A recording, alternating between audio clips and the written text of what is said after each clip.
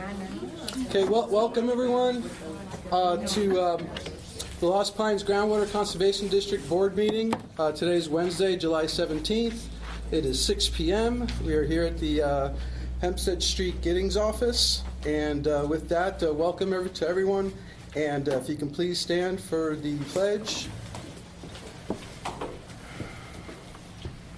I pledge allegiance to the flag of the United States of America, and to the republic for which it stands, one nation, under God, indivisible, with liberty and justice for all. Honor the Texas flag. I pledge allegiance to thee, Texas, one state, under God, one and indivisible. Thank you. With that, we'll start, I think, first with some words from our legal counsel, Natasha Martin, please. Words from legal counsel sound so official. Well, it is. Well, good evening. It's good to be here. I have my words from legal counsel ready to go. As you all know, the district received a contested case hearing request from Environmental Stewardship on the Rando Materials LLC application for an operating permit. This permit is posted for a public hearing tonight and also for action tonight. Because of the contested case hearing request and our rules and Chapter 36, the board can't act on the application because it's contested. And our rules state that we can't have a public hearing once an application is contested. So in light of this, the public hearing and the action item are postponed until such time that the application is uncontested. And so I don't have a date for you when that will be, because we have to go through the contested case hearing process, which the beginning of that process is the preliminary hearing to make a decision if the requester has legal standing to challenge the application. So tonight, once we get to the agenda item for Rambo, I'm going to be asking the board for direction on setting the preliminary hearing. So I'll ask for a motion on that. We can talk about more on that at the item. Also, because the board will be the ultimate decision maker, ex parte communications and the prohibition of ex parte communications applies now because the application's been contested. So with that said, since this is an agenda item, the Open Meetings Act requires you to allow the public to make a comment if they so choose on the Rambo item. But I have to instruct you that you can't consider the comments that you hear tonight when you make a decision on the application. So that's a fun little conflict of law that we have to deal with. Also tonight on the agenda is a presentation by LRE on surface water groundwater interaction. The hearing request that was submitted did raise surface water groundwater interaction. And so it's my recommendation that the board not hear that presentation tonight and that be postponed because of the pending litigation. So, well, excuse me, yes. Why wouldn't we hear that? I mean, just because it's a study on the interaction. This me being the bad guy, I would want to know the district's position on that before we enter into this case. But doesn't that presentation help us make an informed decision? I can't answer that question right now. So that's how I recommend that we proceed tonight. Public comments will be the standard public comments, 3 minutes per person. And then when we get to the Rambo item, we'll convene into executive session and we can discuss this process more and some of these questions you've asked me. Will that be a special meeting? It sounds like a long one. Oh, tonight? Well, the No, executive when session. you go to discuss it. Preliminary hearing? Yes. The preliminary hearing, it can be. It sounds lengthy. Is that a special meeting is what I'm asking? So we'll talk about the process. Before the preliminary hearing, the board has the option to send the determination to SOA, so there could be a hearing at SOA, or the preliminary hearing could be conducted by a hearings examiner or the board itself. So that's kind of what you're getting at, would the board hear it, and would that be special meeting? So we'll talk about those three options. Any other questions that I can answer in an open forum? When are we going to go into executive session? In the regular agenda item First on item. Rambo. Okay, It's- so it's a- in moments in moments. away. Okay. Yeah, minutes away. All right, thank you. Do we have any public comments? I'm asking, anybody sign up for public comments? If so, please sign up. Well, okay, we have, so we'll move on to public comments, agenda item number 2. First, let me ask if there's anyone online that would have any public comments. Please, please identify yourself if you'd like to provide public comments. First, all right, there is one chat. If you can open the chat, I don't know if maybe somebody wanted to chat or text an item. If we can just double check that before we move on.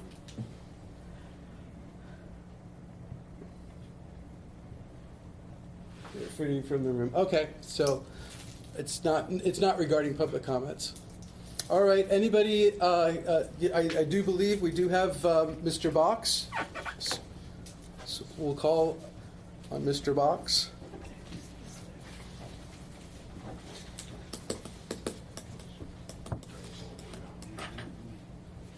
Can you hear me? Yes. My voice isn't very good, so I'm going to have to be whispering here too. Good evening, President Hernandez and board. For the record, I am Steve Box, Executive Director of Environmental Stewardship. And since I cannot address the topic that I had thought I couldn't address tonight, because I was told that I couldn't address tonight, about the Rambo meeting, I will not be addressing that. But I would like to address a policy issue that has come up. With a change in Rule 15E2 last year, the district has set up a process that undermines the value of a public hearing where stakeholders and the public have the opportunity to voice their concerns about a permit application, both orally and in writing, regardless of whether it has been formally contested. For the 15-plus years that I have been taking part in lost times permit hearings, this is the first time the opportunity has been denied to the public. And I will also say here that what I'm understanding from what Natasha says, that it also means that even these comments tonight that people are going to be making on the permit will not be a part of the public record. Is that correct? It is part of the public record. It is not part of the administrative record they can consider in the lawsuit, in the case. Well, it can't be considered in the permit application either. That's right. Yeah, so whatever these other folks' comments are that they're making tonight, and I know that several people have planned to make comments to me, those won't be a part of the public record. They will go before you whenever you're making a decision on this permit, and likewise for other matters, I guess.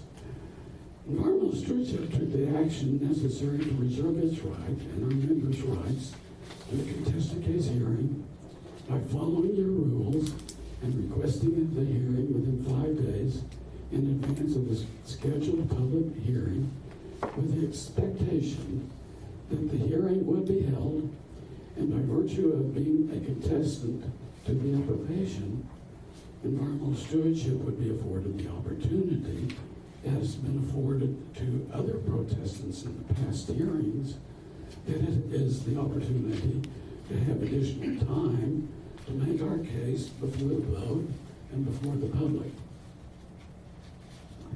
When I consulted with Mr. Tartan regarding the logistics of hearing on Tuesday morning of this week, that's yesterday, having not heard from them on Monday regarding whether they had received this or not, I was then informed about the changes in the rule that would result in cancellation of the hearing, and ultimately that neither written nor oral comments on the hearing matter would be accepted into the record for the board to consider in this deliberation of the permit.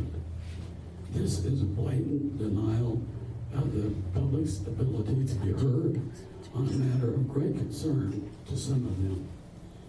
With the damage done, I strongly urge the public to make comments to the district and to the board tonight and in writing tomorrow about the need to immediately review Rule 15E2 and consider revisions. I also urge the district and its attorneys to review its understanding of the new rule to see if there isn't a way for a more democratic process to have achieved prior to the changes in the rule. And if I'm understanding, there's a difference between the public comment part of the meeting on the permit application and the actual permit application. So we're not gonna have a hearing, but we're gonna have comments on the application by the public that don't go into the record. Mr. Box, Yeah. you've exceeded your 3 minutes, Yeah. but let me address that. The Open Meetings Act requires that you allow the public the opportunity to speak on any item on the agenda. At the same time, because they will be the ultimate judge of the merits of this application, they can't consider communications between any party unless all parties have had the notice and opportunity to present the same case and information to them. That is why they can't consider individual public comments without all parties being able to be here and make that case. And there's a specific notice requirement. And so there's essentially, you're getting the opportunity to be heard under public comments. They just can't consider them at such time when the application is uncontested. Thank you, sir. Any other public comments? I do.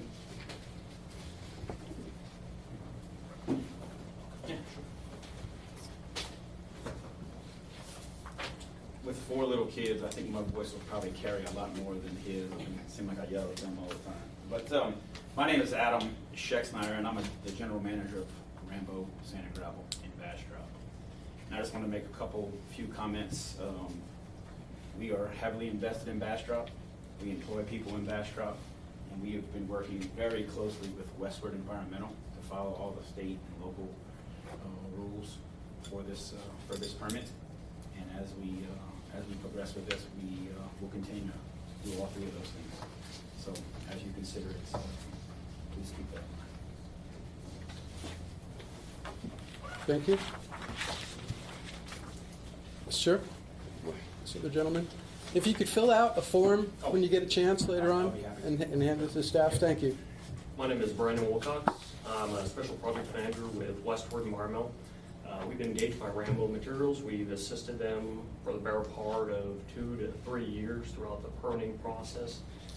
It's my understanding that it's a significant portion of the contested case hearing comments deal with local permitting matters. Those permits, Rambo has done the due diligence, they have obtained those authorizations, and they are complying with the required TCEQ, TPDES permits, Texas Pollution Discharge Elimination System, pardon me, construction stormwater permits, industrial stormwater permits. They've obtained FEMA authorization through the county floodplain administrator. So I wanted to step up here and let those comments be known that they are going through the process, they are doing their due diligence, and they are adhering to the letter of the law on those matters. Thank you. Thank you. Anyone else? Public comments? All right, seeing none, we'll move on to we'll be moving on to item 4, the consent agenda. Since we cannot move forth with item 3, so the consent agenda items are routine, will be enacted by one motion. There'll be no separate discussion or action on these items unless requested by a board director. Anyone would like to pull anything out of the consent agenda? All right, seeing that, none? I'll entertain a motion on the consent agenda. So moved. Motion by Director Semang to accept the consent agenda. Do I hear a second? Second. I heard a second from Director Burgess. All those in favor, please say aye. Aye. Any opposed? Thank you, Nick. Nick's online. So the motion passes. With that, we'll move on to agenda item number 5, announcements. I do have one announcement, and that is that the district now does have an online complaint form. Thank you to Mr. Totten and Ms. Marks, Claire Marks, who worked on that. There's an online form. If you go under forms and document on our website, there is an online complaint form now. So that is my one announcement. Anybody else with an announcement? All right, seeing none, then as recommended by council, item 5B will be tabled, and we'll move on to agenda item 5C, the discussion and possible action on the application by Rambo Materials LLC for an operating permit to withdraw 102 acre-feet per year to be used for mining purposes, and will enter into an executive session. That's item 6A at this time. At 6:16, we'll enter an executive session of the board pursuant to Texas Government Code Section 551.071, or any closed session permitted by law, to consult with its attorneys and seek advice regarding the application by Rambo Materials LLC as described in item 5C. Where are we going? Director Texter, we will give you a call so that you can join in.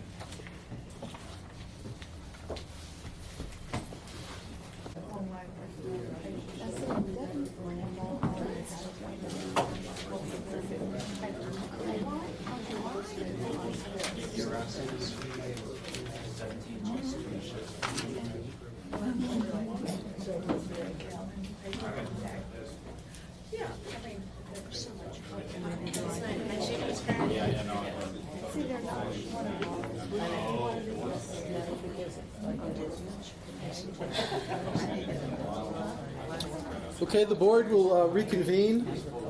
It is now 6:47. Reconvening from executive session, no action was taken, no votes were taken. And so with that, we will proceed along with our regular agenda, still on agenda item 5C, the discussion and possible action on the application by Rambo Materials LLC for an operating permit to withdraw 102 acre-feet per year to be used for mining purposes. I'd like to make a motion. Okay, motion?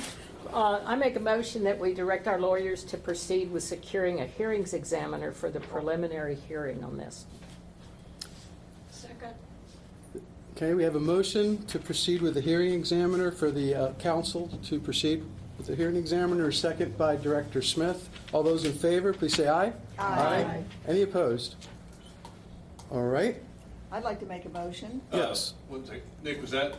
Nick? I couldn't tell that time. Was that opposition or was that support? No, that was support. Okay. Thank you, Nick. Thank you. Motion by Director Cole. To designate Greg Ellis as board counsel. Motion by Director Cole to designate Greg Ellis as board counsel to represent the board on the Rambo Materials. Second. Seconded by Director Semang. All those in favor, please say aye. Aye. Any opposed? None. Hearing none, the motion passes. Thank you, Nick. Thank you for your confidence, I appreciate that. Okay, any other? I think we're done with that item? Yes, okay. Next item is regular agenda item 5D, presentation by Mr. Greg Ellis regarding 2025 legislative priorities. Mr. Ellis. Okay, I'm not sure where you want. At the podium over Podium? here? By the Oh, microphone. there's plenty, good. And we even have a microphone. Okay. First time here. Good to be back. Welcome back. Good to have you. Good to have you, Greg. let me start off by saying that this last session, there were more groundwater bills filed than have been filed certainly in my experience with the legislature the last 30 years. And I expect that that is likely to continue as we move forward. Groundwater, water issues are going to drive development in this state for the foreseeable future. And the issues on groundwater and property rights are very, very thorny. Let me tell you a quick story. Tasha, have you told them about the Cactus Water versus COG lawsuit that's at the Supreme Court right now? No. Okay, let me tell you about that real quick. For decades now, as you have oil and gas production, when you pull out the oil and gas, you get anywhere from 4 to 8 barrels of salty, nasty water, along with every barrel of oil and gas that you're producing. And it's been the duty of the oil and gas producer to dispose of that. Mostly they will drill deep wells and re-inject that nasty water down there. Well, now they're thinking they can, start using that nasty water for things like fracking or secondary recovery. And they might even be able to treat it up to high enough quality to make it available for other industrial or maybe even farming uses.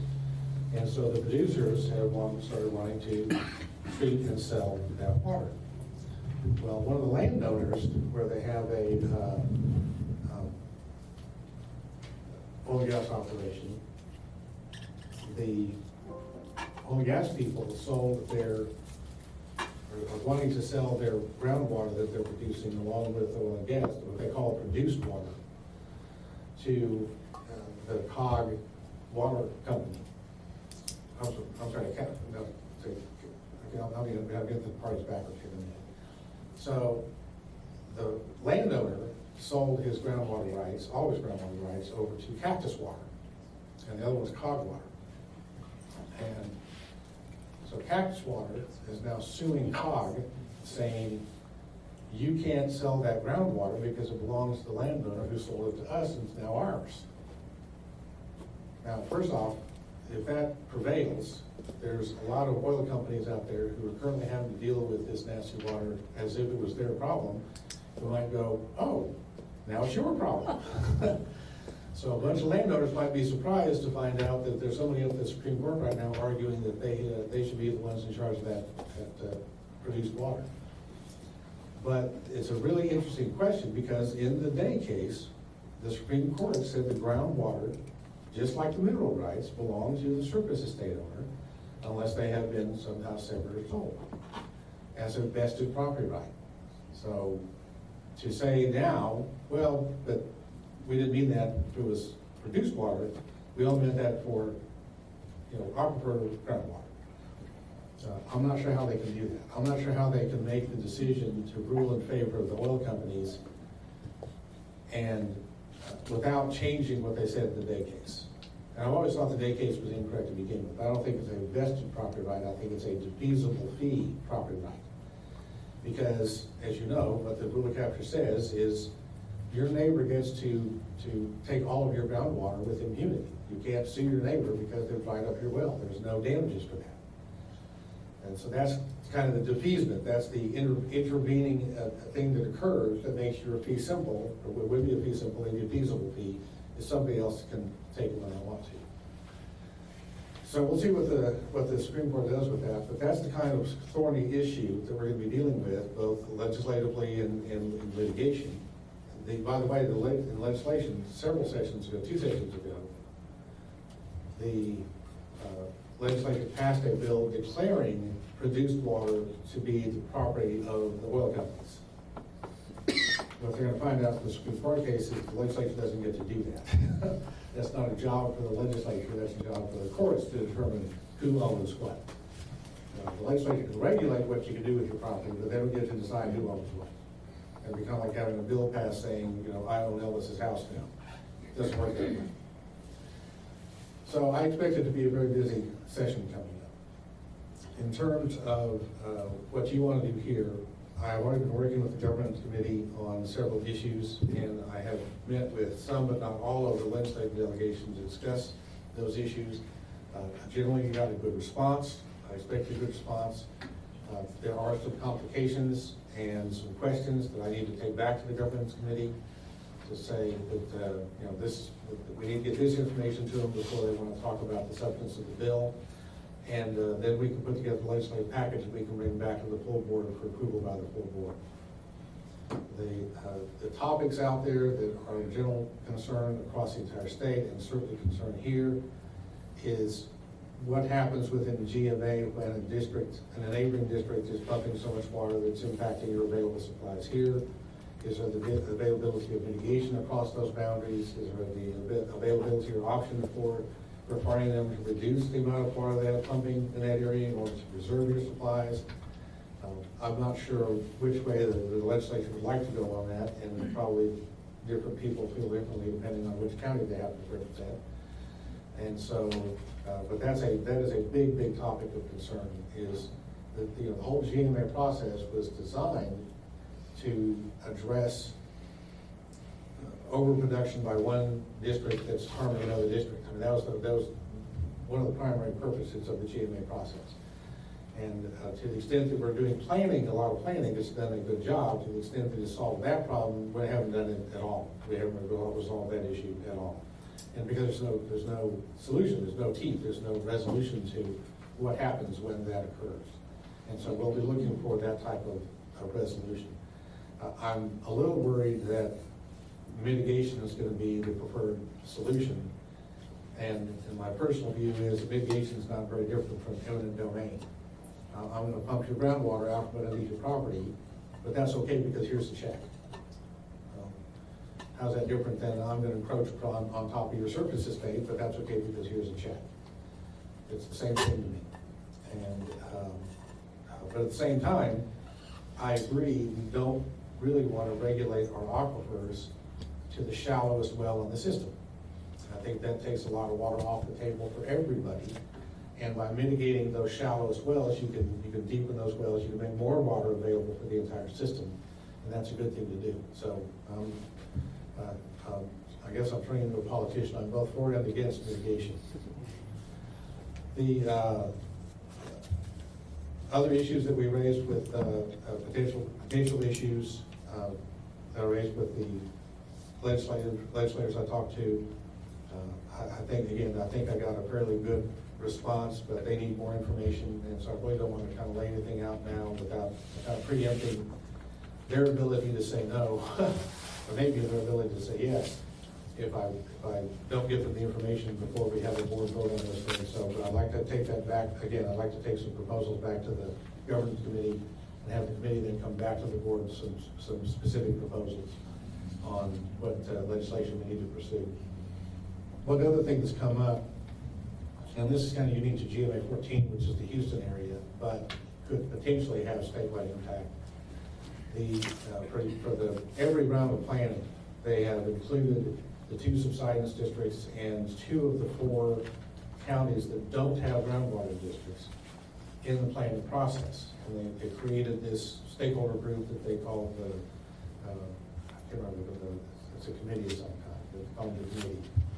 And they all put money into the planning process. They help hire, then they all vote on who to hire to do the work, and they all vote on what type of work they want them to do, what the tasks are going to be. And then when it's all done, it comes back to just the 5 groundwater conservation districts who then vote on what the desired future condition is. At the last GMA 14 meeting, the Lone Star Groundwater Conservation District presented a memo from their attorney that said that process was not legally sound, that the subsidence districts could put money in, but they couldn't vote on anything, and that the counties really can't put any money in at all. Last Monday, I think it was Monday or Tuesday, the letter went out Friday last week, I think. Senator Perry, who had seen a copy of this memo, sent a letter to Lone Star, and he copied all of the districts involved, he copied all of the county judges involved, he copied all of the senators for the entire area on the letter. And he said, your statement that the subsidence districts can't participate in that process is clearly erroneous. This, and citation to laws in the Subsidence District Act saying that they can participate in the process. They can do studies and cooperate with other groundwater conservation districts on available supply. And he said, as for the counties, I intend to file legislation that will allow counties to also permissibly be allowed to participate in that process. Now, I don't have anything, I've got one sentence that says he's going to carry legislation. I don't have any clue as to what that's going to say or how it's going to read. I think it'd be a fairly simple thing for them to amend a county statute or even chapter 36 to say counties that are invited to be members of the stakeholders group are allowed to put money in. And that's necessary because there was an AG opinion several years ago, a decade ago, that said counties cannot use the Interlocal Cooperation Act to participate in groundwater planning because they don't have any separate independent authority for groundwater planning. And actually, it didn't say groundwater planning, it said M&O, Maintenance and Operations for Groundwater Conservation District, which isn't the same as planning. And I think you can make an argument that they do have to do planning, and so they could do the interlocal agreement. But it's fine if you want to secure legislation. I think we can get a good bill out, and that'll help. I don't know if that has any impact on your GMA or not. I don't think the GMA has had any kind of participation up to this point. And you don't have any subsidence districts to worry about. But it may be something you consider in the future. It might be a good source for some additional funding for the planning that you're doing. With that, I'll be happy to answer any questions that you have, and let you know that again, I'm back. I'm not quite 100%. I'm about to have to go take a drink of water because my mouth is so dry I can't talk very well. Most of my clients are grateful at the relief of how long I can talk. But I'm close to 100%, feeling a lot better, and I'm ready to get back to work full time. As Senator Perry? Yes. Senator Perry is chairman of the Senate Warrant Committee. Any questions for Mr. Ellis? All right, seeing none, thank you, sir. Thank you. If you're okay, unless you need to do something else, I'm going to go ahead and take off. Thanks, Before Greg. Greg leaves, when do you want the next governance committee meeting to be scheduled? I know we talked about it before, but I wanted to, Yeah, because I know Greg. we have, we have a conflict with the GMA 12 meeting on the 31st. Right. So my proposal is July 30th, Tuesday. In the morning, 9 a.m. Okay. So Tuesday the 30th. That works perfectly for me. Good. Thank you. Right, next item is item 5E, discussion of the Lost Pines Groundwater Conservation District legislation, related legislation, legal update, and/or activities occurring that affect or pertain to the district and groundwater. I believe Natasha Martin, I believe. Yes, that's me. Do I have to stand up there? I would- I'm happy to go. Bring the microphone. Yes. Yeah, This is a proud moment because you all just won a case. Yes, okay. So my legal update is about the LCRA appeal that was filed in Bastrop County District Court, and then the resulting appeal into the Third Court of Appeals. So LCRA's appeal involved a really tricky jurisdictional issue. The Third Court of Appeals dismissed LCRA's appeal challenging the district's decision to drop their permit from 25,000 acre feet to 8,000 acre feet. The district contended that LCRA, going into Bastrop County District Court, was late in the appeal. They did not timely file their lawsuit. So in Bastrop County District Court, the trial court ruled in favor of LCRA, but on the Court of Appeals, sided with the district and the interveners and reversed the trial court and dismissed the case. And so one of the key jurisdictional issues, like I mentioned, was which deadline for motion for rehearing controls. We have the NDOT case that speaks to that. The APA deadline is 55 days from the final order, and the water code deadline when there's a case that's going to SOA is 90 days. And so, again, the Third Court of Appeals said 55 days controls, but we don't it's not over just yet because two of the third court justices are asking to hear basically whether or not we're gonna overrule NDOT, and so they wanna hear it. The whole panel will make a decision on that case. So the timeline for that is a little uncertain. One of the procedural things I need to mention is LCRA just filed a motion for rehearing with the third court, and so which they can do, but the court will set like a briefing schedule if they want to hear a response from the other parties. So congratulations. With that new case in the third court of appeal, the Lost Pines District is a party in that case? We would be, yes. So we would be asked to So we will be, appear before the whole panel. you will be submitting documents Yeah, and yeah. Right. We would be briefing. briefs and all that, okay. Right. That's my legal update. Thank you. Okay, thank you. Regular agenda item, then 5, oh, the next one is you too, 5F. Discussion of the draft groundwater management zone rules. No action will be taken. Natasha helped draft the rules, so you're back up at the podium, Natasha. I think the operative word that you said a couple of times is draft. Draft. And so these are not proposed rules for consideration tonight. Really the big thing that these rules would do would create what's called a structure for creating a groundwater management area. And so, over the last year, we've been talking about impacts in the northern Lee County, northeastern Lee County area. And so probably the most significant part of this draft rule would be laying out the boundaries of that area that is getting impacted by the Tanglewood Robin. And I'm saying that because Vince is there. I've learned that word from him. But anyway, water, I guess, the impacts from pumping around the Tanglewood Robin result in different impacts. The aquifer reacts differently in that area. So the water code allows you to develop a different set of rules whenever there are hydrogeologic differences. And so that's what you have here. There is another significant framework in the draft rule that essentially allows the board to walk through an evaluation process, or these 3 thresholds.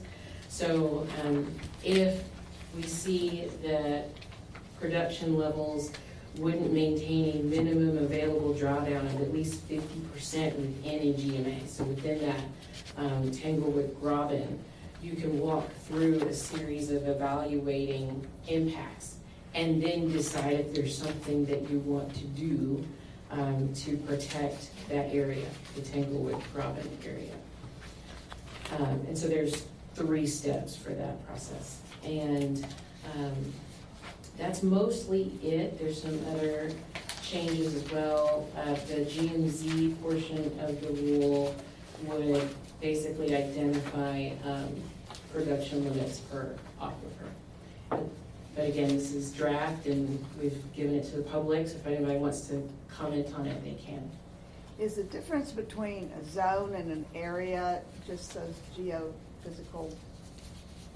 So the zone are the different aquifer layers. Right. And the area is the bounded.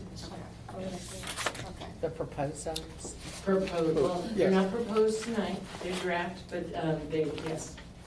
And under, let's see, was it Rule 9.4? Those zones are delineated by aquifer. Okay, gotcha. And we want to thank Vince for his help and study of the Tanglewood Robin. Thank you. Yes, this was based on Vince's report a few months back where he identified this area, and there was a special study done for this northern Lee County area, and that's where those boundaries derives from. So, I mean, if anybody from the public wants to submit comments, they could give them to Jim, but they would really go back to the management committee, not necessarily the board, since this is kind of a working rule. And Mr. President, to clarify, is the intent to bring these rules in October? Yes, right now, the intent, the plan is to have an October rules meeting where these rules would be heard in October. Okay, thank you. Yes, a public hearing, normal rules, public hearing for October. So please, if anyone in the public, if you have any comments, please provide written comments. Now would be a great opportunity. And for the board members, if you could just look over the boundaries, the proposed boundaries, and those proposed thresholds. Those are the two main components of the new rule, of the proposed draft new rule. All right, any further discussion on questions? Has this been done in any of the other districts? Yes, other districts have groundwater management zones and areas, yeah. We're not breaking new ground. Oh, no, we are not, no. In particular, if you take a look just to our north, the Post Oak Savannah has this concept as well. Hayes County. Yeah. Hayes County too.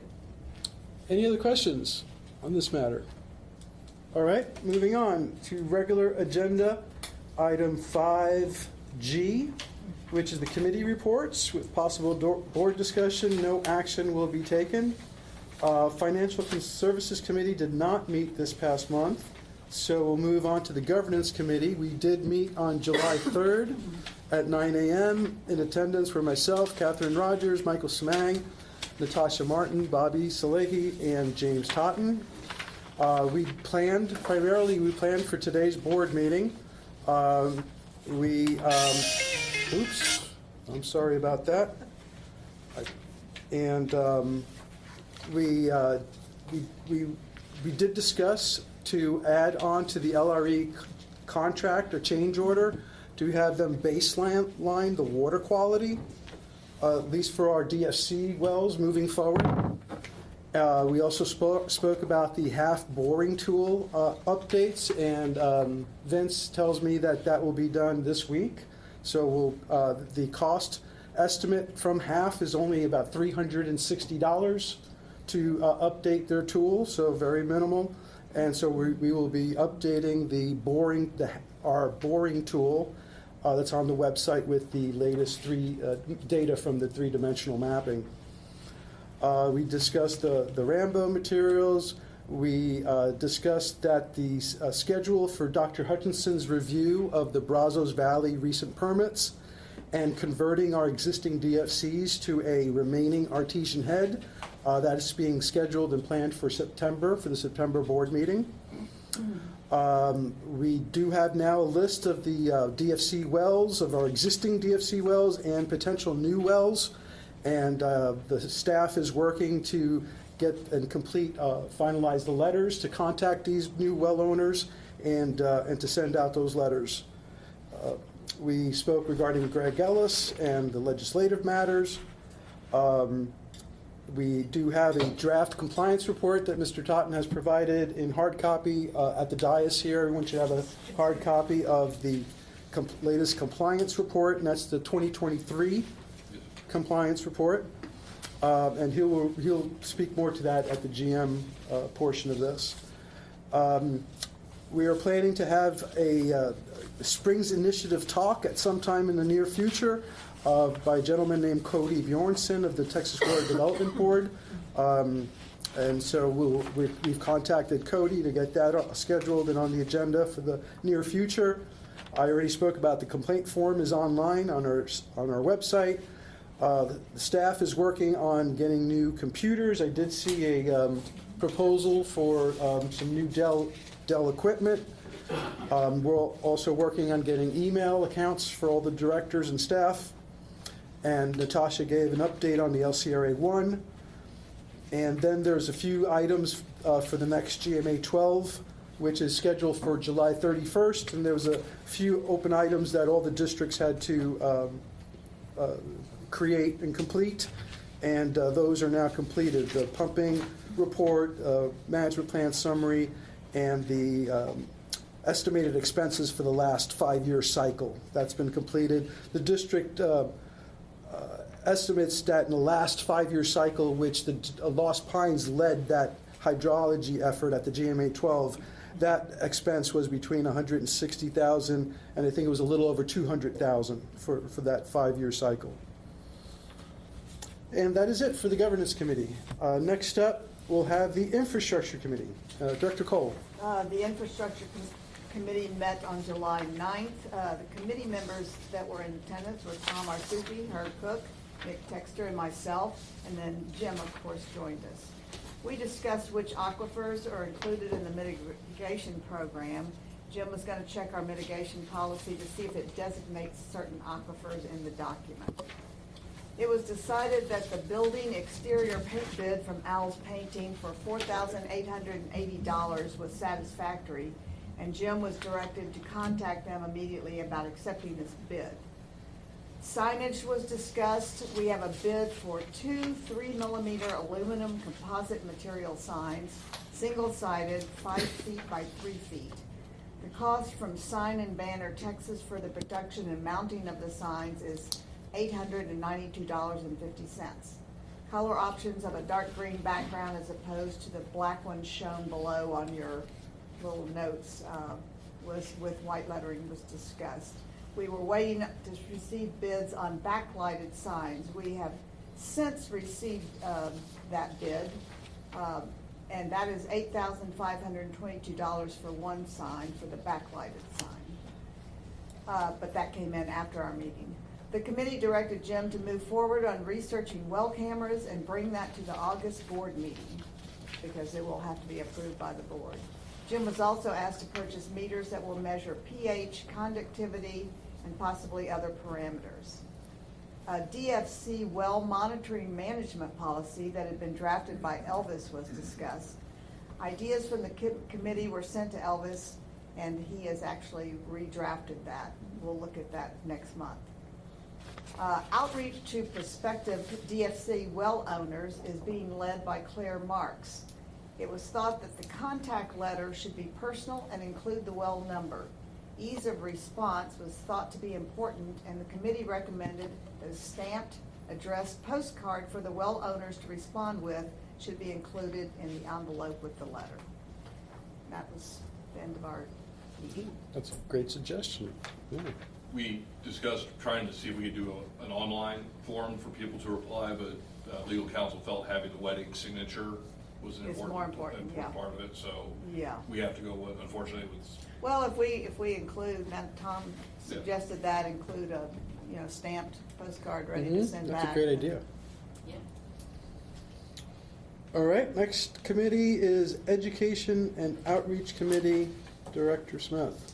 Okay, the Education Committee and President were Melissa Cole, Tamar Sufi, Nick, and myself. Accomplishments. Thank you.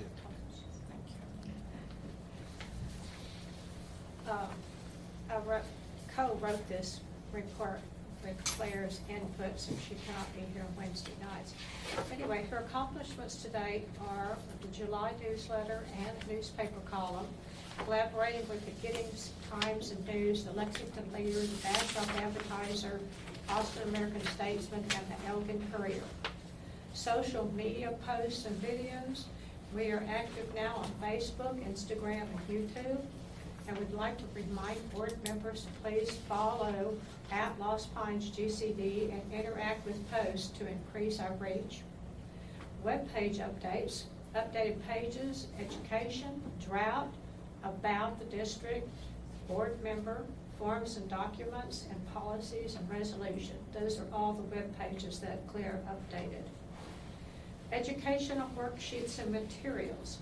She developed and posted resources on our website, including Groundwater 101, a coloring book, water conservation materials. She created a guidebook and curriculum fulfillments for 4th grade water fair station activities. Upcoming events. August 2nd, Lee County Wildlife Outdoor Education, which is for adults. She will have a rainwater harvesting booth and/or presentation. The final details are pending. sometime in September. It's expected late September. We'd be partnering with TAMU Ag Extension in Bastrop for fourth grade water fair field days, actual date to be determined. October, partnering with TAMU Ag Extension, this time Lee County, rainwater harvesting adult education workshop. Education upcoming programs and activities. Photo calendar contest for adults. Timeline and rules have been created. Need to discuss the legalities about whether we could sell a calendar, and I think she needs to talk to Natasha about that. Poster contest for public K through 12. 3 categories, K through 3, 4 through 6, and 7 and 12. She has written a timeline of the rules. Seniors essay scholarship contest, which will begin this fall. Timelines, rules, and the prompts were created. Partnerships, investigating partnerships with Lexington and San Antonio ISDs, awaiting feedback from SAWS. And she's pretty impressive. Thank you all for it. Wow, quite a bit. That's awesome. She's been busy. Yes. Excellent. All right, Management Committee. The Management Committee met by Zoom on July 11th, 2024. Attending were Kay Rogers, Herbert Cook, Elvis Hernandez, Cheryl Smith, Natasha Martin, Jim Totten, and Bobby Salehi. Discussions was had on the following topics. Possible rules for new management zone and or management areas. 2 different governing statutes were explained. Status of Dr. Hutchinson's work and presentation regarding the Brazos Valley Groundwater Conservation District and remaining artesian head and for the September board meeting. Minimum lot size necessary for a permit to drill a water well. Possible rule or other mechanism to track the maintenance of leaseholds used to support annual production under non-exempt well permits. The use of CCNs in permits and the need to update for utilities and municipalities. Standardization of permit applications applying for average acre feet per year, based or not based on instantaneous rate. And possible new rules for 200 acre feet agricultural wells and 50 acre feet industrial exempt wells. Okay, thank you. With that, next item is regular agenda item 5H, the General Manager's Report. No action will be taken. Mr. Totten.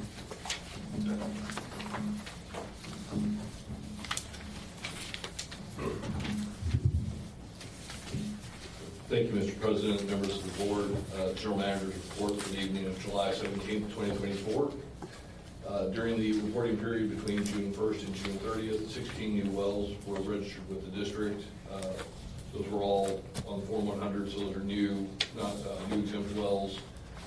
No previously existing wells were registered under the Form 300. During the reporting period, 2 water quality tests were conducted on exempt wells, and additionally 4 water wells were gauged.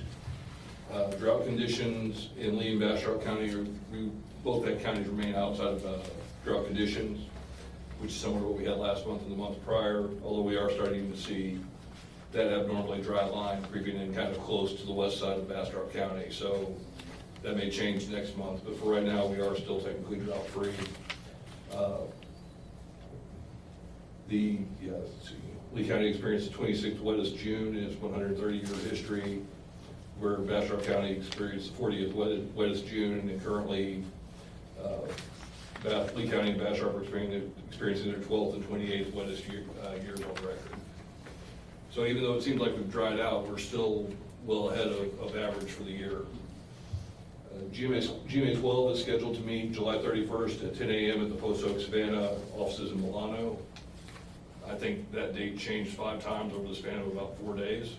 So it seems to have settled down on the 31st, so I think that's where we're going to be at. The agenda for that meeting is posted on the district website.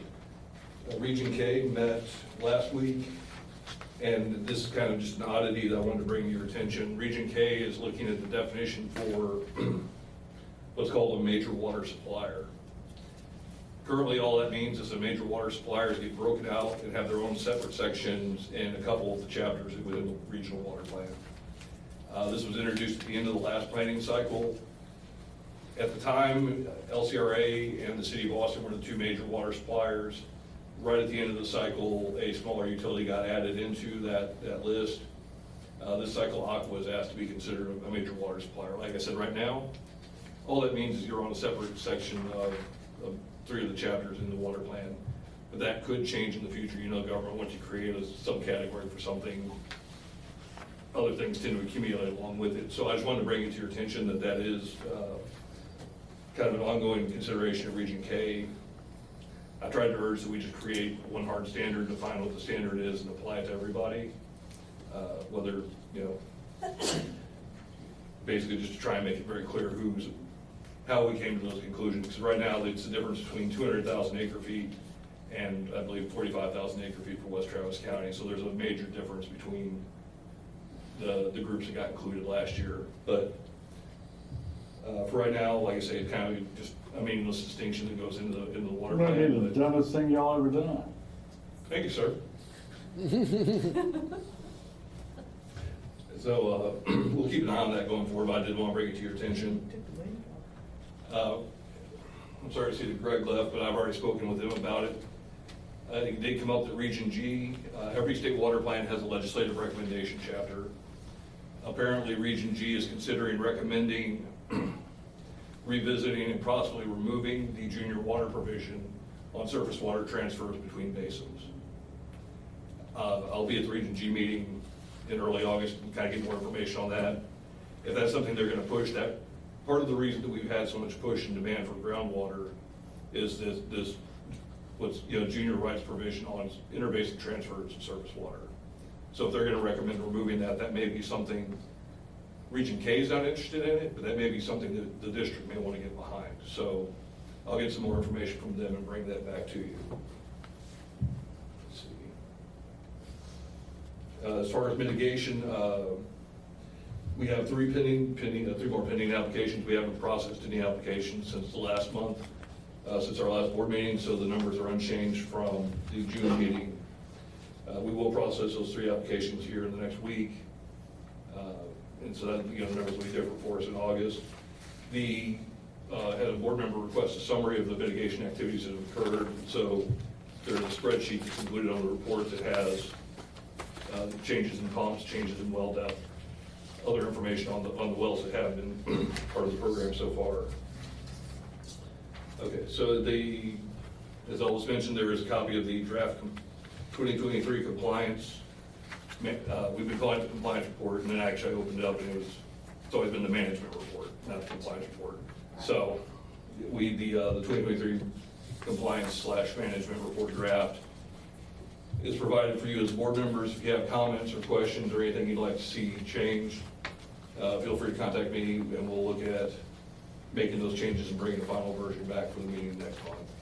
But for right now, it covers the annual stats for the district, it covers our management plan activities, and it's really just sort of a summary of the 2023 year. So again, if you have questions or comments or things you'd like added, please let me know. At this point in time, we don't have any pending permits. As far as upcoming meetings, tomorrow, the Post Oak Savannah Groundwater Conservation District Summit is occurring. As we previously mentioned, I'll be on a panel there. The agenda for that is also included as part of this report.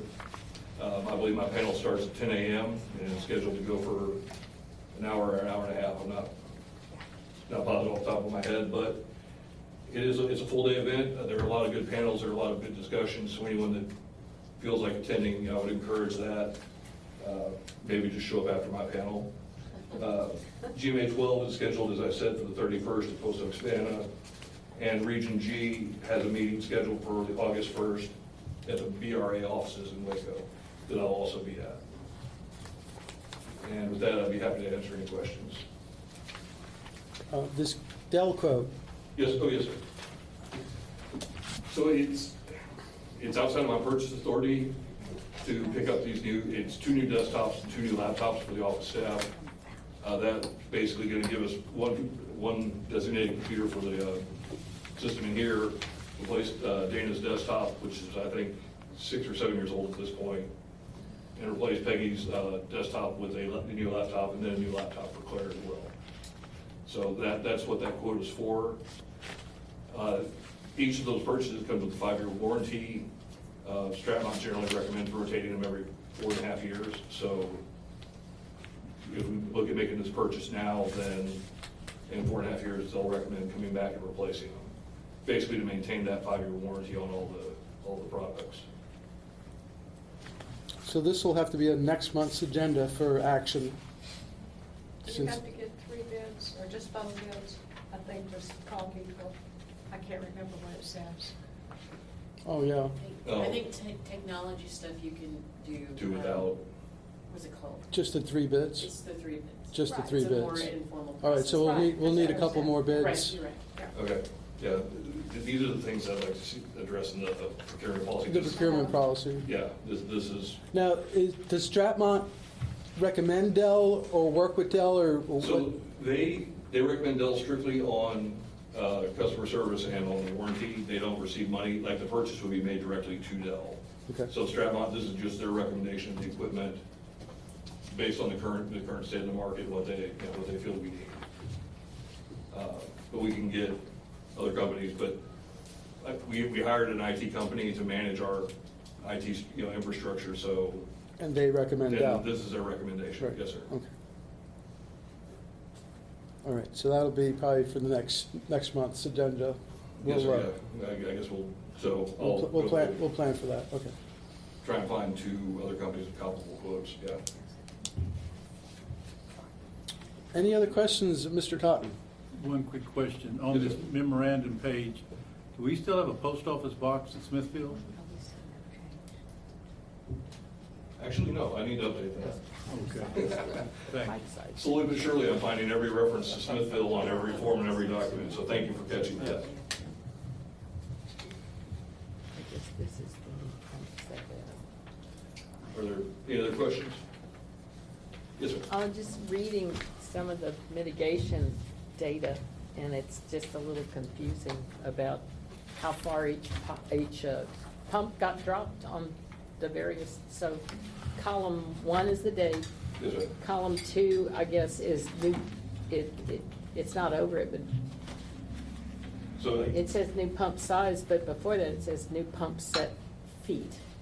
yes, yeah, I did not fill that in on that one, so you're right. I'll go back and refill that in and update it for the next meeting.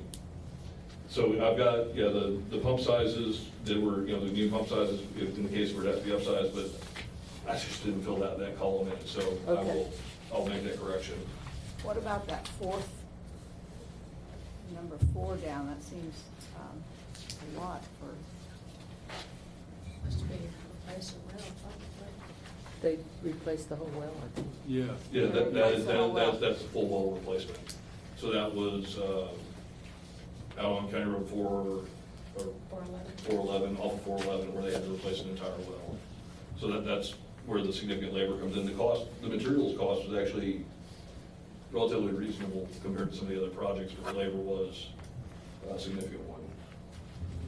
And the one that they had to replace with a 3 horsepower pump, was that because they had to, it's hard to tell because you don't know how far they dropped it, but that's the only one, that was a pretty expensive pump, right? 3 horsepower, Yes, sir. $12,000?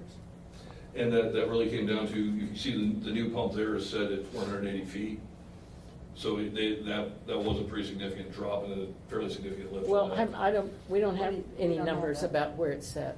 There are no drop numbers here.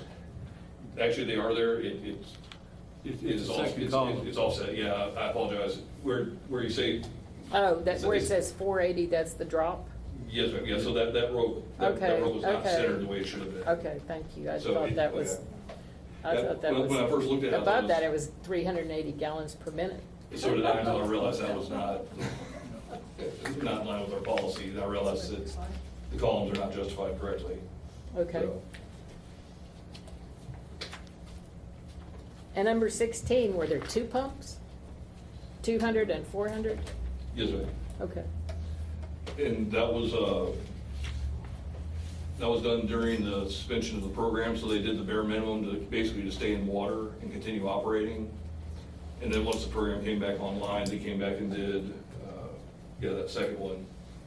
No, I'm sorry, the last day they held out as long as they could, and then in 2023, they ended up having to actually do a bigger mitigation. And so that's why there's the two separate dates and the two separate numbers for everything. So the numbers are where the pump was set, Yeah. but we Yes. don't know the difference from where it was and where it had to go. I just didn't put it on this form, though. But do we have that? It should be in the original form, yes, ma'am. Okay. Just on forms, though, we don't have any sort of compilation of, I'm just keeping an idea of how much stuff is Yeah, dropping. so these were spreadsheets that I created for my own reference, and I just printed out one of the sheets. This was I not see. created to be 100% clear to anybody else that read it. This is gonna be an iterative process, so I'll make those adjustments. Okay. But that was not data that I captured for my own reference at the time. But we'll add the initial.